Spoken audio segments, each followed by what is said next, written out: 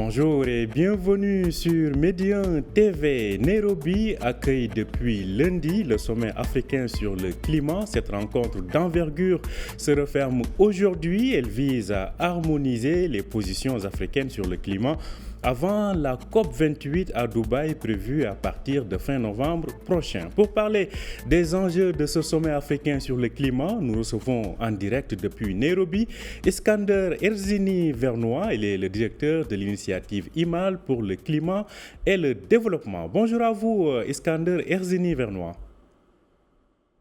Bonjour monsieur. Alors, tout d'abord, quelle est l'importance de ce sommet pour l'Afrique ? Donc, merci beaucoup pour cette question importante. L'Afrique, c'est important à dire, c'est le continent le moins responsable du changement climatique, mais aussi le plus vulnérable à ses impacts. La question de changement climatique est donc la plus haute importance pour l'Afrique, en particulier pour la survie même des communautés agricoles et pastorales qui sont très vulnérables et qui souffrent énormément. Mais cependant, ce sommet, présidé par le président William Ruto de Kenya, a choisi, au lieu de mettre l'accent sur les dangers et les impacts, de mettre l'accent sur l'opportunité pour l'Afrique, c'est-à-dire l'opportunité de la croissance économique verte. Et ainsi, le sommet a mis en lumière les opportunités économiques et d'investissement en Afrique dans plusieurs secteurs de l'économie, avec les thèmes officiels du sommet suivants. Il y a la transition énergétique et énergie renouvelable, minéraux verts et fabrication, l'agriculture durable, l'utilisation des terres et l'utilisation des océans, l'infrastructure et urbanisation durable, capital naturel, adaptation et résilience aux risques climatiques, et finalement financement climatique et déblocage des flux d'investissement. Donc, dans chacun de ces domaines, je dirais que l'Afrique peut être ou bien doit être un leader mondial. Les conditions sont là. En tout cas, les conditions sont là. Les enjeux donc de ce sommet, comme vous venez de le dire, sont importants. Alors, ce sommet de Nairobi veut apporter des solutions africaines aux questions climatiques. De quoi parle-t-on plus précisément ? Bien sûr. Donc, pour atteindre ce leadership dans ces secteurs, bien sûr, il nous faut des partenariats dans ces secteurs. Et il y a de nombreuses discussions ici à Nairobi sur ces partenariats entre les pays africains, mais aussi avec des partenaires extérieurs. Plusieurs nouveaux partenaires ont été lancés. Comme hier, un nouveau partenariat entre l'Agence internationale des énergies renouvelables, IRENA, et l'Agence de développement de l'Union africaine, AUDA NEPAD, sur le thème de développement des interconnexions électriques à travers l'Afrique. Donc, un sujet très important, par exemple, qui est essentiel pour la transition vers les énergies renouvelables, qui permettra les pays africains de faire face à la variabilité et l'abondance de la production d'électricité renouvelable et pour plus d'économie et de sécurité. On a parlé aussi des partenariats existants, des partenariats et des coalitions établies. Donc, c'était l'occasion de reconnaître et d'examiner le progrès de ces partenariats africains existants. Par exemple, hier, les 3 commissions africaines sur le climat ont été explicitement reconnues. Ça s'agit d'une commission africaine sur le climat pour le bassin du Congo, une pour les États du Sahel et une pour les petits pays insulaires africains. Et ce sont des commissions qui ont été établies à la COP22 en 2016 sous la haute vision de Sa Majesté le roi Mohamed VI du Maroc. Mais ces commissions sont encore là et c'est l'heure d'évaluer leur réussite. Mhm. Alors, vous parlez de ces commissions, il y a beaucoup de... Vous parlez aussi du cas du Maroc qui, on le rappelle, comme vous l'avez dit, en 2016, lors de la COP22 à Marrakech, donc, avait mis en place, on se rappelle, de l'organisation de ce sommet africain pour l'action. Justement, en quoi le Maroc peut être cité en exemple dans le continent par rapport aux questions du climat et de l'environnement? Ah oui, yeah, si j'ai bien compris votre question, le rôle du Maroc est important dans ce contexte comme le pays hôte de la COP africaine en 2016. C'était la dernière COP africaine avant la COP africaine à Sharm el-Sheikh en Égypte en 2023.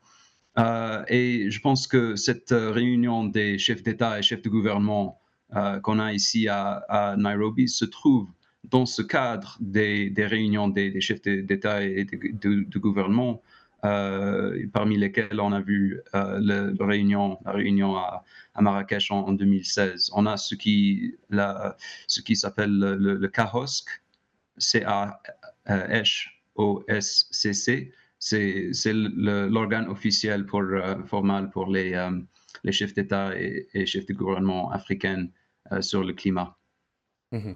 En tout cas, c'est important. Alors, quand on parle des questions climatiques et de l'adaptabilité en Afrique, il y a la question bien évidemment du financement qui se pose. Comment financer donc les projets climatiques? Quelles sont les sources innovantes qui sont examinées notamment à Nairobi à l'occasion de ce sommet?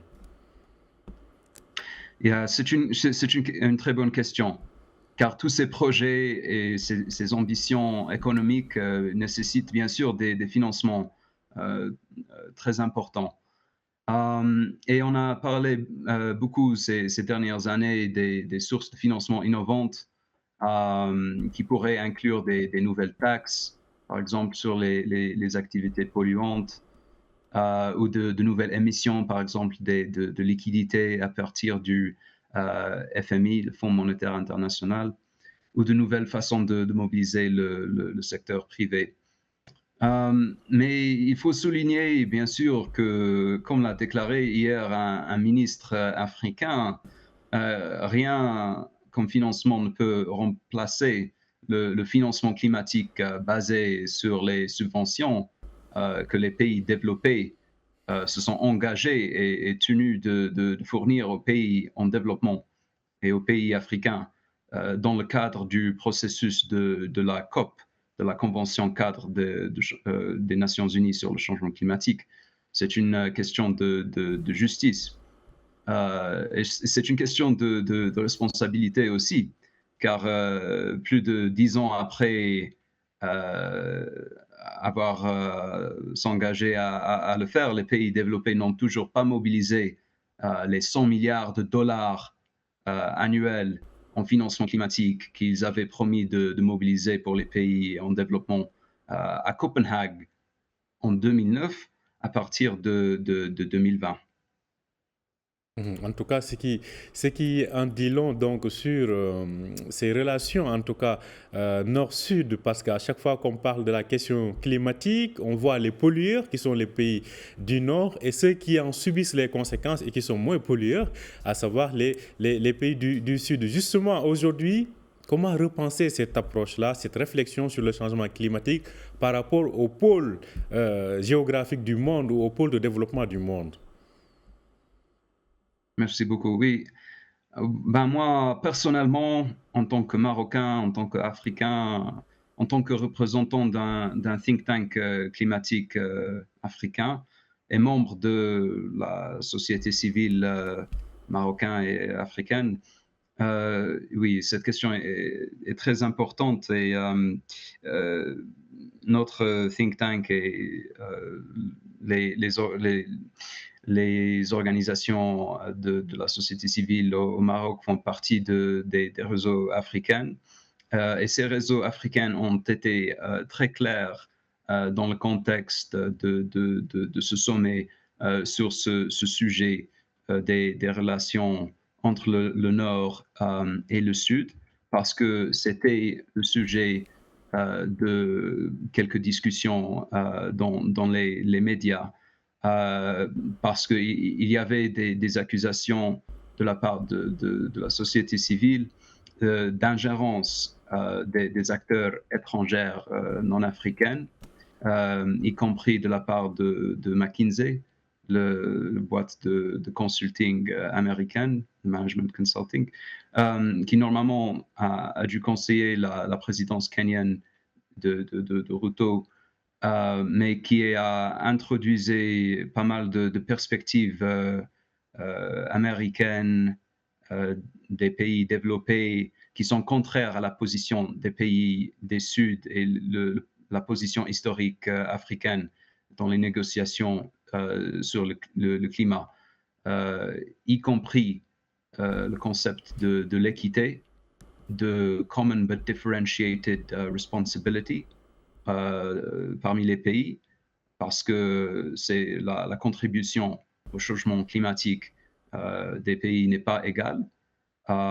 Et la souffrance des impacts climatiques n'est pas égale non plus. Donc il y a cette question importante d'équité auquel les Africains s'attachent. Mais heureusement, je peux vous dire que les négociateurs africains, le groupe africain des négociateurs, le AGN, sont des diplomates des pays africains qui travaillent dans le processus de la COP. Ils ont réussi à améliorer le projet, le draft de la déclaration du sommet, et ça a eu plusieurs itérations, versions, et je pense que c'est maintenant considérablement amélioré et rendu cohérent avec la position africaine. Il reste quelques petites choses à régler, mais normalement, ça va être lancé demain. Alors, maintenant, cela dit, comme vous le dites, la voix africaine a été harmonisée en perspective donc de cette COP 28 à Dubaï en fin novembre, début décembre prochain. Alors, justement, quel est le message que l'Afrique devrait envoyer au monde? Oui, ça c'est une très bonne question. Et je pense que ce sommet doit être, il y a une opportunité clé pour préparer pour la COP 28 et préparer les débats qui vont être qui se tiendront à la COP. Et là, il y a plusieurs axes des négociations. Il y a celle bien sûr, sur les pertes et dommages et sur la récompensation de ces pertes et préjudices. Et à la dernière COP à Sharm el-Sheikh, il y a eu la décision d'établir un fonds pour le perte et le dommage et pour financer les pays en développement. Mais il reste encore des débats sur le design de ce fonds. Et les Africains ont des positions qui sont contre le positionnement des pays développés sur les sujets de gouvernance et de l'accès. Et bien sûr, le sujet de finance, c'est un sujet transversal dans les négociations. Les négociations à la COP 28 seront très importantes pour la préparation d'un nouvel objectif pour le finance climat qui serait établi normalement à la COP 29. Mais cette question de financement, on la voit parmi les débats sur les négociations sur l'atténuation. Il y a les débats sur le Mitigation Work Programme pour l'atténuation et la décarbonation. Et aussi sur le GGA, l'objectif mondial pour l'adaptation au changement climatique. Donc, plusieurs sujets et la question de financement pour les pays africains et les pays en développement reste toujours très, très centrale. Alors, une dernière question. Vous avez presque en partie répondu à cette question. C'est la COP 28 donc, à Dubaï. Selon vous, après toutes les avancées, quelle devrait être l'étape nouvelle que va ouvrir cette COP 28 assez rapidement? OK. Je pense que comme l'Afrique, on peut être clair sur le fait qu'il y a des grandes opportunités, mais qu'il y a des grands risques aussi. Et on est dans une étape très importante dans le déroulement et la mise en œuvre de l'accord de Paris. Et c'est maintenant que les questions de financement sont réelles. Et je pense que de demander le financement de la part des pays du Nord, c'est pas une question de demander de largesse ou bien de générosité. C'est une question de demander et d'exiger la justice climatique. La justice climatique, donc, qui l'exige. Merci à vous, Iskander Erzini Vernois. Je rappelle que vous êtes le directeur de l'initiative IMAL pour le climat et le développement. Vous nous parliez depuis Nairobi où se clôture donc ce mercredi le sommet africain sur le climat. Merci d'avoir accepté notre invitation. Merci à vous, monsieur. Merci à vous aussi de nous avoir suivis. Je rappelle que vous pouvez retrouver cet entretien sur notre site www.medianews.com. Bonne journée et bonne suite de programme sur Médien TV.